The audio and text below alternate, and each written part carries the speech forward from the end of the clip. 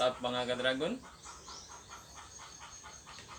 Ngayon na ang araw ng paghusga natin dito mga ka-dragon, no? Kung masarap ba talaga tong ating Asunta 5. Choco brown. 30 days na to mga ka-dragon. Tignan nyo yung kaniyang balat. Halos walang nagbago sa kanya mga ka-dragon. Same lang ng 28 days. Tignan natin yung lasa. Huwag na natin tong patagalin. At meron pala ako ditong kasama mga ka-dragon. Ito yung aking mentor. Si Christine Sian, no? Pusdak na tong pangan mga ka-dragon, no? Mga ka-dragon. Makapal pa rin yung balat niya kahit 30 days na. Kikita nyo, makapal pa rin yung balat mga ka-dragon, no? Smooth ang texture. Ang ganitong mga klaseng balat mga ka-dragon, maganda tong gawing pang commercial. Kaya isinali ko to sa aking koleksyon para ibenta ko to sa merkado balang araw. Tikman natin mga ka-dragon. Smooth pala ang texture nito. Huwag na kayo mabahala na marami itong buto kasi rich in omega 3 ito.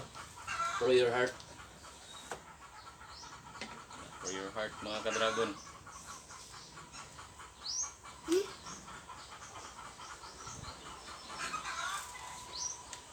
Probably lang gibutang sa rep gabi.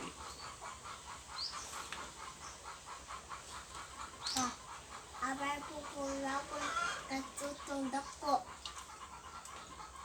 Grabe mga ka-dragon. Kung masarap yung 28 days, mas masarap pa to.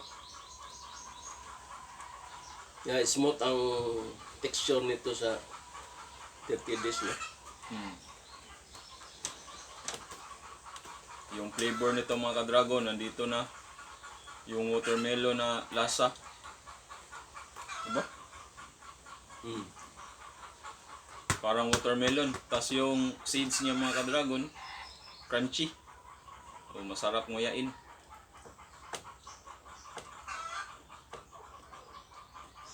Baka ayaw niyong kumain ng dragon fruit mga ka-dragon dahil sa seeds. Ang seeds nito mga ka-dragon hindi nakapagpalala ng arthritis mga ka-dragon. Ha?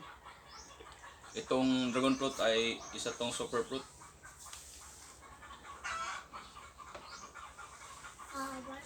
Kahit ilang piraso pa siguro nito mga ka-dragon, kaya kong ubusin. Sarap talaga siya. Abay po dragon pa. Yeah. Ito tayo. Oh, dako. Ngayon. Okay na? Asunta 5 at 30 days. The best ang lasa mga ka-dragon. Kung the best si 28 days nito, mas the best si 30 days. Kaya harvestin na lang natin ang 30 days. Super refreshing yung kanyang lasa. Tingnan niyo mga ka-dragon, no? Nagsisimula na palang mag-germinate yung kanyang buto. So, madali lang talaga tong mahinog si Asunta 5. Black yung seeds. Yung black is Sugo nag-germinate. seeds kaon. Nagpras pa kayo. So, tatanungin natin tong ating kasama mga ka-dragon kung anong masasabi niya dito sa ating Asunta 5. Nagtawag lang ako ng kasama para hindi bias. Mahilig siya sa dragon fruit, mahilig siyang kumain pero hindi siya nagtatanim nito mga ka-dragon. So, siya na yung ating tatanungin kung anong masasabi niya dito sa variety na to. Ito ay matamis, watery substance. Medyo ang sweetness, okay lang ang sweetness. Hindi nito pang pasakaan yung diabetes. No? Hindi mo pa ko diabetes ang kanang kuhan eh. Kung pa paspas pa ganin promote sa insulin production sa lawas. Huwag kayong matakot sa tamis ng prutas kasi ito ang natural sugar. Pa-flush out lang ito sa ating urine. Healthy, sa ni siyang sugar, di ba ni siya preservative. So, narinig yun na yun mga ka-dragon. Please hit the like button below mga ka-dragon kung nasayahan o meron kayong natutunan dito sa aking update dito sa ating 30 days na Asunta 5, yung lasa niya mga ka-dragon. Wala lang tayong refractometer mga ka-dragon ha.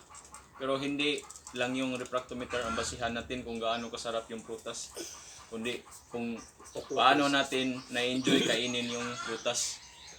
So that's all for today's video mga ka-dragon.